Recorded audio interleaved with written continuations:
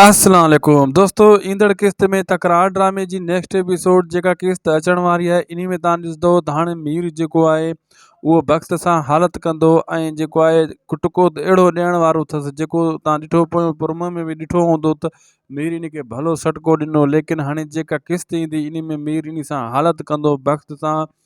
वक़्त के पंहिंजी छठी जो यानी दूध यादि अची वेंदो, खीरु यादि अची वेंदो, वक़्त खे नानी यादि अची वेंदी त मां कंहिंजे हथु चढ़ियो आहियां। ऐं इहो जेको मीर मस्तु आहे त वरी हालत करण वारो आहे। लेकिन हिते थोरो ट्विस्ट बि अचण वारो आहे दोस्तो।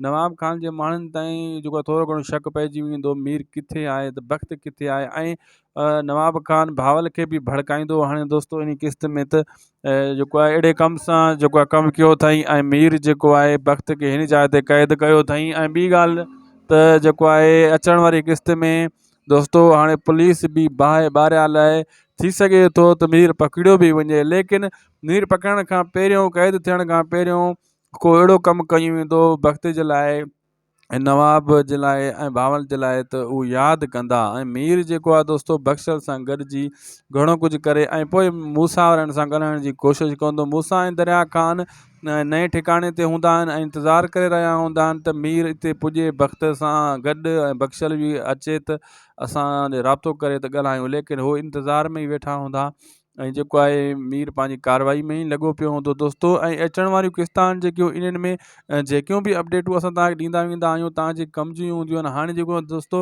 नेक्स्ट एपिसोड जेकी अचण वारियूं आहिनि 1-2-3 क़िस्तनि ताईं त नओं मलाखड़ो मचण वारो आहे तकरार ड्रामे में। हल्को फुल्को बि न, पर हाल बहितरीनु ऐं सुठे लेवल ते इन सभिनी अदाकारनि जो पाण में जहिड़ो ऐं मलाखड़ो मची वेंदो ऐं हर को इहो सोचींदो त हे निभागा पाण में विढ़नि था, विढ़नि छा ते था।